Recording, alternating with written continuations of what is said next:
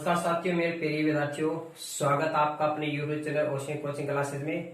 आज हम एक नई वीडियो लेके आए हैं वैदिक प्रश्नमाला की। जो एक नंबर जो प्रश्नमाला है उसमें आपको जो पीछे जो टॉपिक वीडियो में जो आपको कराया था गुणनफल और आपको भागफल करवा दिए थे, ठीक है। आज इस वीडियो में जो कराने वाले हैं आपको वर्ग करवाया जाएगा और घनफल करवाया जाएगा, ठीक है। तो ध्यान से देखिएगा और अच्छी तरह से इसको पढ़ना है और आपको ये देखना है कि वर्ग में कौन कौन सी विधियां हैं और घनफल में कौन कौन सी विधियां हैं और कौन कौन सी विधियों में कौन कौन से फॉर्मूले यानी सूत्र लगने वाले, ठीक है। इसको स्टेप यानी वैदिक गणित तभी आएगी बच्चों जब उसको आप स्टेप वाइज से याद रखो, यानी अंगुलियों पे आप याद रखोगे। जिस तरह से आपको माइंड में ये रहना चाहिए कि गुणनफल का नाम आते ही आपको ऐसे ही कहते हैं कि निखलन विधि से ऐसे गुणा करो, निखलन विधि से गुणा करो। आपको ये याद होना चाहिए कि निखलन विधि से याद गुणा करना, तो आपको एका दिखने वाला भी सूत्र याद होना चाहिए। बाकी जो सूत्र है उधरोत्तरिक व्याम वाला वो सूत्र आपको याद होना चाहिए। आपको कहते हैं कि इस विधि से आप क्या करो, भागफल ज्ञात करो। तो जितनी भी भागफल की विधि है तो आपको कंठस्थ याद रहनी चाहिए, ठीक है। इसी प्रकार आपको वर्ग और घनफल की जितनी विधि है आपको कंठस्थ याद रहनी चाहिए। आपको प्रश्न एक बोल दिया कि इस संख्या का आप इस विधि से वर्ग ज्ञात करो। विधियां तो इसके वर्ग की 3, 4, 5 जितनी भी है, आपको प्रश्न तो एक समय में एक विधि देगा, लेकिन उसी के साथ साथ वो कंठस्थ आपको याद रहना चाहिए बच्चों। आपके मन में आपके तुरंत याद आ जाना चाहिए आपके माइंड में कि ये विधि से इस प्रश्न को हल करना है। बाकी विधियां है जो इस तरह से होगी, ठीक है। आपको प्रश्न एक दे दिया जाए और उसी प्रश्न के आधार पे आपको देखो 5 का वर्ग करते हैं 25 आता है। विधियां चाहे कैसी भी हो, 5 का वर्ग आएगा कितना आएगा, 25 आएगा। समझ गए मेरी बात को। तो मैं ये कह रहा हूं कि आपको एक संख्या दे दी जाए तो उसी संख्या पे आधारित आपको जितनी भी विधियां हैं उसका वर्ग करके आप देखो, तब आपको याद होगा, ठीक है। मेरी बात को समझ गए। तो हम सबसे पहले जो टॉपिक की बात करने वाले हैं आज वर्ग और घनफल की करेंगे, ठीक है। वर्ग में कौन कौन सी विधियां है वैदिक विधि की और घनफल की कौन कौन सी विधियां हैं, ठीक है। तो सबसे पहले जो बात करेंगे वर्ग की, जिसको क्यूब बोला जाता है। वर्ग का मतलब होता है किसी संख्या का स्क्वायर होता है और घनफल का मतलब होता है किसी संख्या का क्यूब होता है, यानी किसी संख्या घात 3 होता है बच्चों, ठीक है। तो सबसे पहले बात करते हैं कि वर्ग की कौन कौन सी विधि है, यानी आपको अंगुलियों पे याद होना चाहिए। अब आपको याद रखना है, वर्ग में निखल विधि है,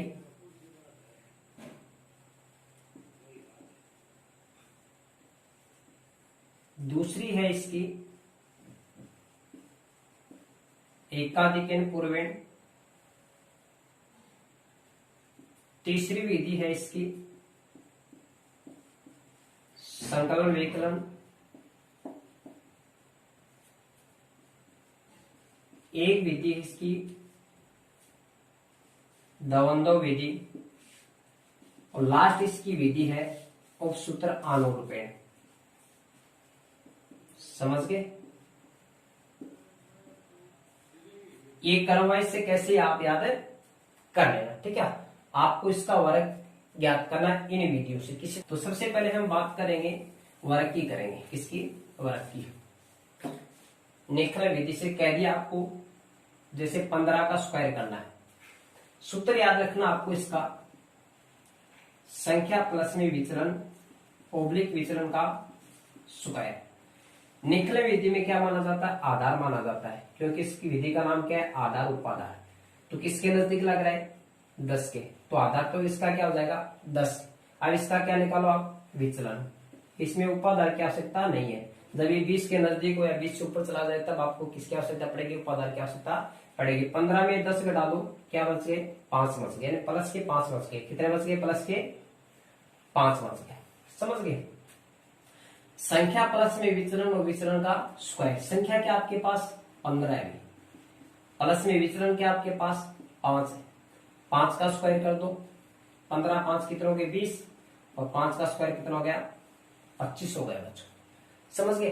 अब संख्या को उतारना क्या है, कई बच्चे क्या करते हैं, उसके माइंड में ये रहता है कि सर जी ने बता दिया कि ये 2 के 2 उतार लो, ये 2 के 2 सीधे की सीधी संख्या उतार लो, ठीक है। यहाँ पे लास्ट में परिणाम जब निकाले जाते हैं तब थोड़ा सा डाउट रहता है। निखलन विधि में जो अंक उतारे जाते हैं वो उसके आधार के हिसाब से उतारे जाएंगे। आधार में शून्य कितना है, 1 शून्य, तो इसका 1 अंक यहाँ पे उतार दो, 1 अंक उतरेगा क्योंकि शून्य कितना है 1। आपके पास कितना बचा 2 आगे जोड़ दो, 20 और 2 कितना हो गए 22 हो गए, कितना हो गए 22। तो आपके पास संख्या कितनी आ गई 225। तो आप 15 का स्क्वायर करोगे, यानी 15 का स्क्वायर का मतलब होता है कि 15 को 15 से गुणा करके देख लेंगे, इसका उत्तर क्या आएगा 225 आएगा। समझ गए? तो एकदम सिंपल विधि है, निकलन विधि से आपको क्या करना था, इसका वर्ग ज्ञात करना था। ठीक है, इस विधि का क्या नाम बताया था आपको, आधार उपाधार। तो आधार से तो बता दिया अभी। कई बच्चे सोच रहे हैं आधार उपाधार विधि नाम क्यों बोलते हैं उसको। आधार उपाधार इसलिए बोला जाता है कि इसमें आधार भी लिया जाता है और उपाधार भी लिया जाता है। इस उपाधार पे डिपेंड पे एक प्रश्न बता देता हूँ, उपाधार के आधार पे आपको एक प्रश्न बता देता हूँ। जैसे आपके पास एक संख्या है 23, कितनी है 23, बोल दिया 23 का क्या करना आपको वर्ग करना है। तो इसका आधार, क्योंकि दो अंकों की संख्या, आधार तो क्या रहेगा इसका 10 रहेगा। इसका उपाधार कितना हो जाएगा, ये उपाधार किसके नजदीक लगा है 20 के, यानी उपाधार अंक होगा वो 2 होगा। उपाधार अंक कितना हो जाएगा 2, समझ गए। 20 है तो 2 हो जाएगा, 30 है तो 3 हो जाएगा, 40 है तो 4 हो जाएगा। अब आपको लेना है इसका विचलन। क्या लेना है, विचलन। जब आधार होता है तो संख्या में आधार घटाया जाता है, जब उपाधार होता है तो उपाधार को घटाना, आपको आधार को नहीं घटाना। 20 को घटाना है 23 में से, जब 23 में से 20 घटाओगे तो प्लस का 3 बचेगा। क्या बचेगा, प्लस का 3। अब देखो सूत्र में क्या परिवर्तन हो जाएगा, सूत्र में थोड़ा सा परिवर्तन होगा, ज्यादा परिवर्तन नहीं होगा। अब देखिए परिवर्तन होगा कहां पे, ये सूत्र तो सेम रहेगा इतना, समझ गए। आपको क्या करना है, इसको ब्रैकेट में बंद करके यहां से जो उपाधार का जो अंक है उसको गुणा करना, बस सूत्र सेम है। बस क्या गुणा हुआ बताओ, उपाधार के अंक से गुणा करना है। तो देखो उपाधार का अंक कितना आपके पास 2, अभी संख्या कितनी है आपके पास 23, विचलन कितना है 3, यहाँ पे विचलन का स्क्वायर, बस हल कर लो इसको। 23 और 3 कितने हो गए 26, और गुणा में 2 है, 3 का स्क्वायर 9, 26 दूनी कितने हो गए 52, इधर कितने हैं 9। अब देखो बताया था आधार में कितने शून्य बताओ, एक शून्य, तो एक अंक आपके पास, एक का एक उतार गया, 9 का 9 उतर गया, इधर 52 हो गया, तो 529 हो जाएगा। समझ गए। जब 23 का वर्ग करोगे, 23 को 23 से गुणा करोगे, खुद के देख लेना आप, इसका उत्तर क्या आएगा 529 आएगा। समझ गए। तो आपको निकले विधि से आधार और उपाधार का दोनों का आपको प्रश्न बता दे। इसका स्क्रीनशॉट लेना चाहो बच्चों, स्क्रीनशॉट इसका ले सकते हो। ठीक है, चलिए अगली जो विधि उसकी बात करते हैं, एकाधिक पूर्वेण विधि से वर्ग करते हैं। चलिए बच्चों अगली जो विधि है एकाधिक पूर्वेण। एकाधिक पूर्वेण में जो वर्ग की जो विधि है उसकी एक विशेष पहचान है। क्या पहचान है, आपको इसका इकाई का जो अंक मिलेगा वो आपको 5 मिलेगा। क्या मिलेगा, 5 मिलेगा। मेरी बात को समझ गए क्या। चलिए एकाधिक पूर्वेण से अगर आप क्या करना चाहते हो, किसी संख्या का वर्ग करना चाहते हो, तो आपको इकाई का जो अंक मिलेगा वो क्या मिलेगा 5 मिलेगा। क्या मिलेगा 5 मिलेगा। समझ गए। अब देखिए इसको करते हैं। ठीक है, इसका जो सूत्र होता है वो क्या होता है देखिएगा। अपने को क्या करना है, यहाँ पे करना है इकाई का स्क्वायर, क्योंकि वर्ग कर रहे हैं। चलिए इधर आ जाएगा दाई का अंक गुणा में उसका 1 अधिक हो जाएगा। समझ गए। सूत्र सभी को दिख रहा होगा, थोड़ा सा बड़ा लिखोगे, चलो बड़ा लिख देता हूं थोड़ा सा। दाई का अंक गुणा में 1 का अधिक, समझ गए। इधर तो क्या करना है, इकाई का स्क्वायर करना आपको, और इधर करना है दाई का अंक और गुणा में 1 अधिक कर दो। क्या कर दो, सीधा सा सिंपल सा सूत्र देखो। निकलन में क्या था, संख्या प्लस में विचलन और विचलन का स्क्वायर। वहां पे संख्या प्लस में विचलन था, यहाँ पे क्या है दाई का अंक और उसका 1 अधिक का गुणा है।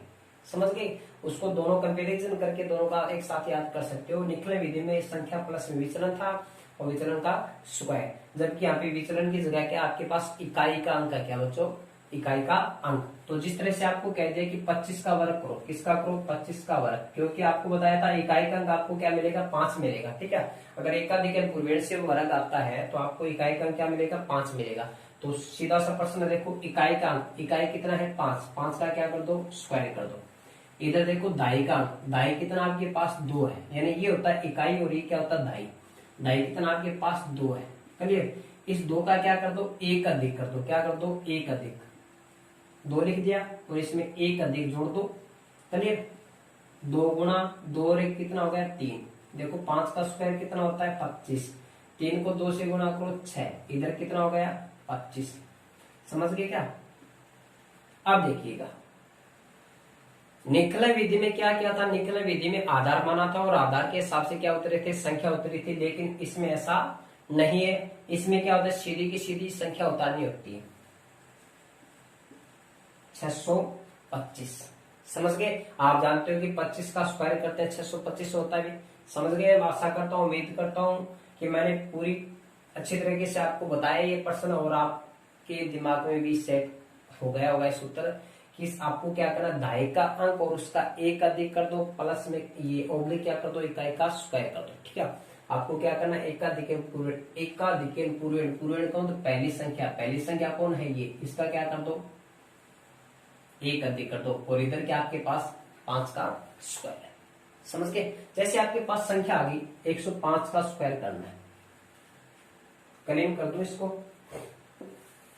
किसका करना आपको 105 का स्क्वायर करना। उस कंडीशन में इसको इकाई कौन और ढाई कौन है, तो देखो इसमें इकाई तो हो जाएगा आपका 5, कौन हो जाएगा 5। आपके पास जो बच गया 10, इस पूरे को क्या माना जाएगा, ढाई माना जाएगा।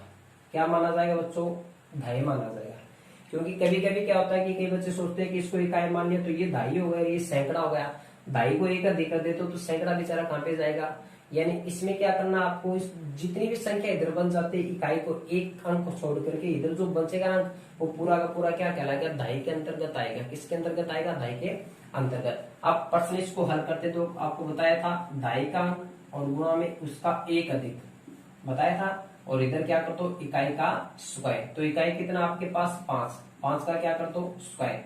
ढाई कितना आपके पास 10 और 10 का एक अधिक कितना होता है 11 हो जाएगा, नहीं एक जुड़ जाएगा इसमें 10 और गुणा में 10 और 11 हो गया, 5 का स्क्वायर 25। 11 को 10 से गुणा करोगे 110 हो जाएगा, इधर 25 है। सीधे के सीधे उतारने 110 और 25। वेरी सिंपल क्वेश्चन है बस। इधर सिंपल विधि है वर्ग की, ठीक है। निकलन विधि भी सिंपल है और एकाधिक पूर्ण विधि भी सिंपल है। ढाई का गुणा में एकाधिक कर दो, इकाई का क्या कर दो स्क्वायर कर दो। ठीक है। आप इसका स्क्रीनशॉट लेना चाहो तो स्क्रीनशॉट ले सकते हो। बस वैदिक गणित जिस बच्चे को वैदिक गणित के जितने भी सूत्र है वो अगर अच्छी तरह से कंठस्थ याद हो गए वो बच्चा कभी भी भूलेगा नहीं। समझ गए क्या। चलिए अगली विधि की बात करते हैं। ये बच्चों वो है संकलन विकलन विधि। ठीक है। अगली वर्ग की विधि बताता हूं आपको, संकलन विकलन। इसका एक नाम हो रहा है इष्ट संख्या पद्धति। इष्ट संख्या पद्धति। ठीक है। तो किसी संख्या का आपको वर्ग करना है संकलन विकलन विधि से या फिर इष्ट संख्या पद्धति से आपको वर्ग करना है। जिस तरह से मान लो आपके पास है 21 का क्या करना आपको स्क्वायर करना है। क्या करना है 21 का आपको स्क्वायर करना है। इसका नाम संकलन विकलन नाम क्यों पड़ा देखो, और इसका इष्ट संख्या पद्धति से क्या नाता है, यानी इष्ट संख्या पद्धति इसका नाम क्यों पड़ा। जो भी आपको संख्या दे रखी है, क्या दे रखी है आपको 21 दे रखा है। क्या दे रखा है 21। तो इस संख्या को क्या बनाया जाता है, शून्यांत बनाया जाता है। क्या बनाया जाता है शून्यांत। शून्यांत का मतलब ये होता है बच्चों कि जो दी गई संख्या है वो जीरो के पास ले जाओ आप।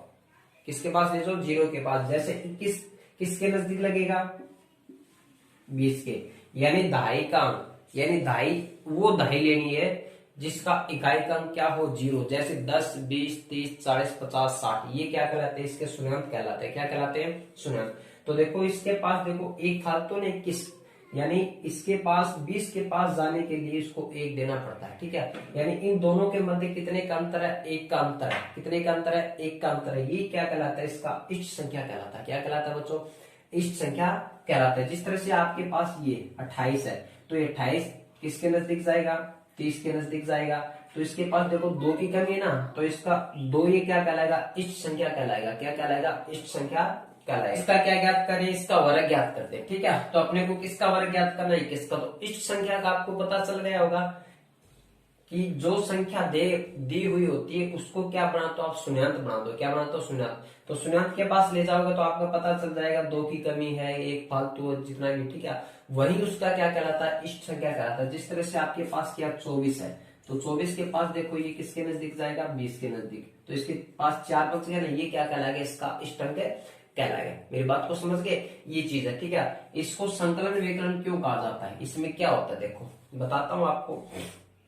संकलन विकलन का मतलब ये होता है कि इसमें जोड़ भी होता है और घटा भी होता है। किसका होता है, जो इष्ट अंक होता है ना, इष्ट अंक, उसी को जोड़ा जाता है दी गई संख्या में। यानी ये 28 आपके पास, 28 में इस 2 को जोड़ा जाता है और 2 को इसको घटाया जाता है। मेरी बात को समझ गए क्या, ये इसमें चीज होती है। मेरी बात को समझ गए, ये चीज है। अब देखिए इसके बाद में इसको क्वेश्चन को स्टार्ट करते हैं। करना कैसे, जैसे आपको 21 का वर्ग ज्ञात करना है। किसका ज्ञात करना है, 21 का वर्ग ज्ञात करना है। तो आपको 21 का वर्ग ज्ञात करना है, तो देखो इसका इष्ट अंक क्या हो जाएगा, इष्ट अंक। इष्ट अंक देखो ये किसके नजदीक लग रहा है, 20 के नजदीक लग रहा है, तो आपके पास 1 बच गया, क्योंकि 21 में से 20 जाएगा, 1 बचेगा, तो 1 क्या इसका इष्ट अंक कहलाएगा। तो इसका नाम क्या पड़ा, इष्ट संख्या पद्धति नाम पड़ा। इसका सूत्र होता है संख्या प्लस में इष्ट अंक और संख्या माइनस में इष्ट अंक और प्लस में इष्ट संख्या का स्क्वायर। ठीक है, ये नाम पूरा लिखना आपको, इष्ट संख्या का स्क्वायर। ठीक है, तो देखो संख्या में एक बार इष्ट अंक जुड़ रहा है और एक बार क्या हो रहा है, घट रहा है। तो जोड़ना और घटना, इसके कारण यानी जोड़ने का तो मतलब हो गया संकलन और घटने का मतलब क्या होता है, विकलन। तो देखो तीसरी चौथी क्लास में जो होता है ना, इसको नाम देते हैं कि घटा करो। घटा का मतलब होता है विकलन, है विकलन घटा एक ही होता है। ठीक है, विकलन घटा को क्या बोला जाता है, विकलन बोला जाता है। जोड़ को क्या बोला जाता है, संकलन बोला जाता है। जैसे साइंस में है ना संयोजन अभिक्रिया, तो संयोजन का मतलब जोड़ होता है ना, यहाँ पे संकलन है, संकलन का मतलब क्या होता है, जोड़ होता है। क्या होता है, जोड़ होता है। तो देखो संख्या प्लस में इष्ट संख्या, तो संख्या आपके पास कितनी, 21, कितनी है 21। तो इष्ट अंक आपके पास 1 है, 1 तो जुड़ जाएगा और एक बार इसमें घट जाएगा। वेरी सिंपल इजी सी भी, ठीक है, बहुत सिंपल विधि। अब देखो 21 से कितना हो गया, 22 हो गया, और 21 में से घटा दो 20 हो गया, और प्लस में 1 का स्क्वायर 1 होता है। 1 का स्क्वायर 1 ही होता है बच्चों, कभी 2 मत कर देना। कई बच्चे क्या करते हैं, 1 का स्क्वायर 2 कर देते हैं। किसी संख्या का स्क्वायर का मतलब होता है कि उसको आपस में 2 बार गुणा कर दो, यानी आपस में गुणा कर दो। 1 1 का 1 हुआ, जब जोड़ते ना तब 2 बनता है इसका। तो देखो 22 को 2 से गुणा करो, 22 दूनी 44 हो गए भी, आगे एक 0 लगा हुआ है और आगे देखो प्लस में 1 है। 440 में 1 जोड़ दो, 441 हो गया। कितना हो गया, 441। ये इसका आंसर हो जाएगा। मेरी बात को समझ गए क्या। विधि है उपसूत्र आनुरूपण विधि से आपको वर्ग करना है। वर्ग करने की सबसे आसान विधि है, वो सबसे आसान ये हुई, सबसे सरल है वो उपसूत्र आनुरूपण है। ठीक है, देखिए इसको करना कैसे। जैसे आपको कह दिया कि 13 का वर्ग करना है। किसका वर्ग करना है, 13 का वर्ग करना है। ठीक है, आपको क्या करना है, इसके 3 खंड बनाने, यानी 3 भाग बनाने, 1 2 और 3 बना दिए। किसी संख्या का क्या करना आपको, वर्ग। क्या करना होता है, वर्ग। 2 का 1 अधिक कितना होगा, 3, तो कितने खंड बना लो, 1 2 3, 3 पार्ट बन गए। कितने पार्ट बन गए, 3 पार्ट बन गए। अब देखो अपने को क्या करना है, 13 का वर्ग करना। क्या करना है, 13 का वर्ग। तो देखो इधर 1 नंबर से स्टार्ट हो रहा है, इधर से स्टार्ट हो रहा है ना, तो इधर कौन है बताओ, 1 है। 1 का क्या कर दो, वर्ग कर दिया। लास्ट में चलो इधर लास्ट में ये, तो इधर लास्ट में कौन है, 3, 3 का क्या कर दो, स्क्वायर। Very simple. अब जैसे अंदर आए तो इधर आया और इधर से 1 आया और इधर से 3 आया, तो दोनों आपस में क्या गए, टकरा गए। क्या हो गए, टकरा गए। ये कह रहा है कि मेरा वर्ग करो, 3 कह रहा है कि मेरा वर्ग करो, क्योंकि यहाँ पे वर्ग कर दिया, 3 का वर्ग कर दिया, दोबारा इसका वर्ग नहीं करना। इसका मतलब ये कह रहा हूं कि दोनों की लड़ाई होगी, इसका सुलझाव कर दो। क्या कर दो इसको, यानी इसको क्या करना आपको, इसका जो केस है उसको सोल्व करना आपको। ठीक है, इन दोनों जो लड़ाई हो रही है इसको आपको खत्म करना है। यानी खत्म का मतलब इन दोनों को क्या कर दो, गुणा कर दो। देखो ये इनको सुलझा दिया, अभी दोनों का काम कंप्लीट कर दिया। ना तो इसका स्क्वायर किया, ना ही 3 का स्क्वायर किया। दोनों को क्या कर दो, आपस में मिला दो। दोनों को आपस में क्या कर दो, मिला दो। मिला दिया, अब इसको हल करो। 1 का वर्ग 1 होता है, 3 एकम 3 हो गया, और 3 का स्क्वायर कितना होता है, 9। वेरी सिंपल सा है। इसके बाद में क्या करना आपको, देखो 1 आ गया, 3 आ गया, 9 आ गया। जो बीच वाली जो संख्या है, अब ये जो है ना, ये जो बदला अब ले गए, इसका स्क्वायर कर दिया, 3 का स्क्वायर कर दिया। यहाँ पे स्क्वायर नहीं किया ना, यानी इस बीच वाले को भाग को बेचारे को बीच में ऐसे ही रख दिया कि यहाँ पे किसी का स्क्वायर नहीं किया। अब इसका बदला लेगा, ये क्या करेगा, इसने कह दिया कि मेरा वर्ग नहीं कर पाए, स्क्वायर नहीं कर पाए, तो एक काम तो कर दो, मेरे को डबल तो कर दो। क्या कर दो, डबल कर दो। तो 3 का डबल कितना हो गया, 6 हो गया। कितना हो गया बच्चों, 6 हो गया। समझ गए। तो देखो 9 के 9 आ गए, 6 के 6 आ गए और 1 का 1 आ गए। समझ गए हो बच्चों। उम्मीद करता हूँ आपको अच्छी तरह से, बहुत अच्छी तरह से ये समझ में आया होगा। एक बार रिपीट और कर रहा हूँ, क्या करना है आपको, 13 का वर्ग करना है। 13 का वर्ग करना, उपसूत्र अनुरूपेण। अनुरूपेण तो देखो क्या करना, 3 भाग बनाने, 1 2 3। इधर से 1 नंबर में कौन है, 1 का स्क्वायर, उधर लास्ट में कौन है, 3 का स्क्वायर। अंदर आओ तो आपस में इनको मिला दो, यानी आपस में क्या कर दो, गुणा कर दो। स्क्वायर करो, ये आ गया, इसका स्क्वायर करो, ये आ गया, इनको गुणा किया, ये आ गया। फिर क्या करना है, बाहर वाले दोनों को नहीं छेड़ना है, बीच वाली संख्या क्या करना, डबल कर दो। क्या कर दो, डबल। 3 का डबल कितना हो गया, 6। अब एक लाइन खींच करके सीधे के सीधे उतार दो, ये 9 उतार दो, 6 उतार दो, 1 उतार दो, उत्तर कितना आ गया, 169 आ गया। समझ गए। वेरी सिंपल, सबसे आसान विधि यही इसकी वर्ग करने की। ठीक है, अगली विधि की बात करते हैं द्वंद्व विधि से। अब देखिए बच्चों, जो अगली विधि अंतिम विधि है, इसके वर्ग ज्ञात करने की सबसे लास्ट विधि बता रहा हूँ आपको। निखलन विधि बता दी, एकाधिकरण विधि बता दी, संकलन विकलन बता दी, और इससे पहले आपको कौन सी बता दी थी, इसकी जो उपसूत्र अनुरूपेण बता दी। इसकी लास्ट विधि आती है द्वंद्व विधि। इस विधि से आपको क्या करना है, किसी संख्या वर्ग करना है। जैसे 3 अंकों की संख्या, जैसे 1 3 5, इसका वर्ग। यानी अगर इस विधि से वर्ग आएगा तो बच्चों 2 अंकों का वर्ग नहीं आएगा, तो 3 अंकों की संख्या का आएगा, या फिर 4 अंकों का वर्ग आएगा। ठीक है, 2 अंकों का इसका द्वंद्व विधि से नहीं आएगा। ठीक है, बहुत ही कम चांस है बच्चों इसका। ठीक है, इसका जो वर्ग आएगा तो 3 अंकों का या 4 अंकों का वर्ग आएगा।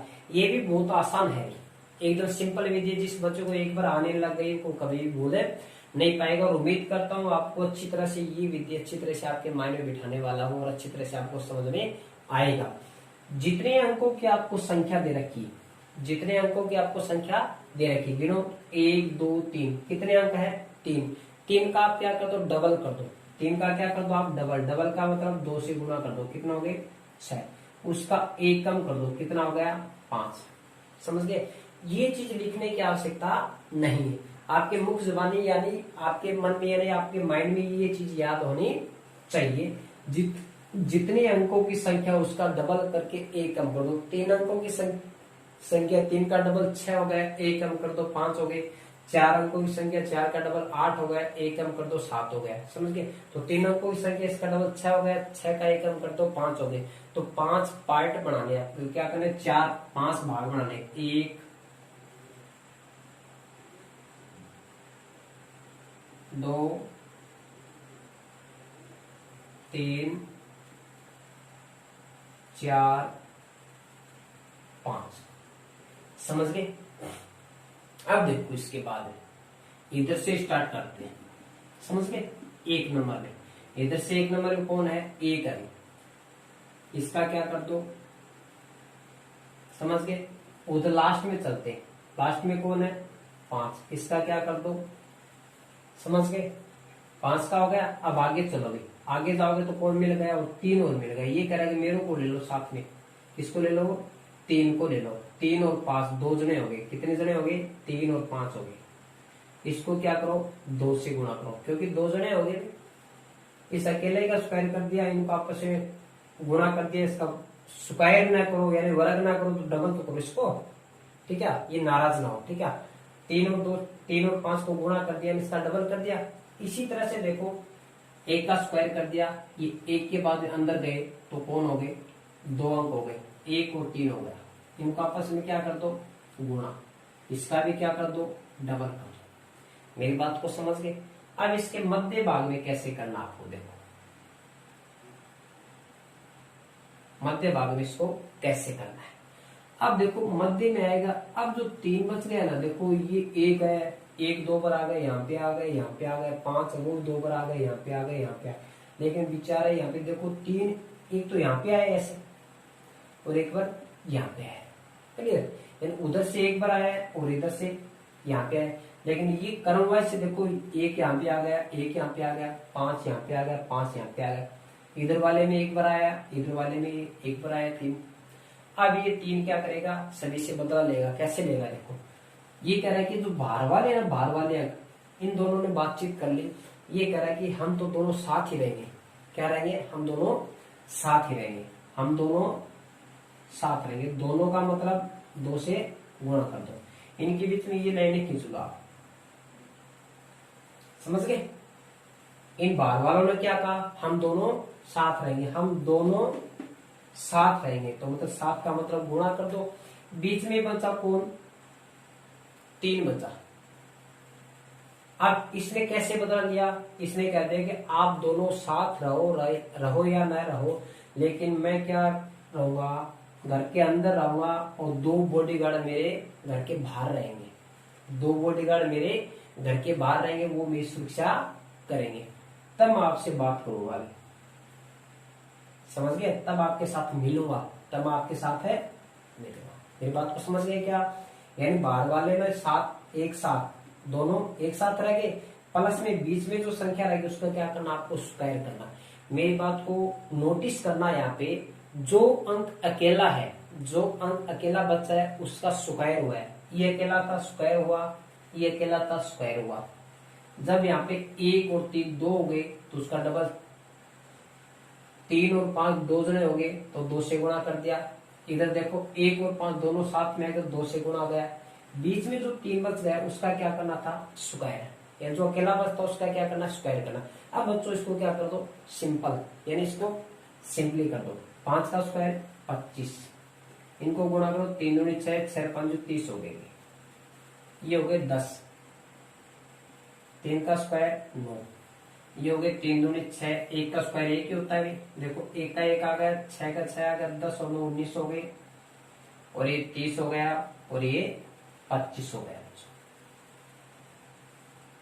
समझे मेरी बात को। अब क्या करना, आपको एक एक अंक उतारना है। 25 का क्या जाएगा 5, 2 बच के आगे जोड़ दो, 30 और 2 कितना हो गया 32, 32 का कितना हो जाएगा 2, पीछे कितना बचेगा 3, उस 3 को क्या कर दो 19 में जोड़ दो, 19 होते 3 कितना हो गया 22, 22 का 2 आ जाएगा, सब 2 लगे, 2 किस में जोड़ दो 6 में, 6 और 2 कितना हो गया 8, इधर क्या बचा 1। तो इस संख्या का अगर आप वर्ग करोगे, 135 का वर्ग करोगे तो 18,225 आ जाएगा बच्चों। ठीक है, उम्मीद करता हूँ आपको बहुत अच्छा लगा होगा। आज के जो 500 की 500 विधियां बता दी आपको वर्ग की, और आपको प्रत्येक विधि अच्छी तरह से समझ में आ भी गई होगी। जितनी विधियां बताई उस पर डिपेंडेंट आपको प्रश्न क्या करना, आपको अपनी तरफ से हल करना है नोटबुक में अपने। ठीक है, जब अपने कलम से करोगे, हाथों से करोगे, रजिस्टर में करोगे, तभी ये चीजें आएगी। ठीक है, अपने आप कुछ नहीं होता बच्चों। ठीक है, जब अपने हाथों से कराओगे, कलम करोगे, तभी ये सफलता हासिल होगी। ठीक है, चाहे काम छोटा हो चाहे बड़ा हो। ठीक है।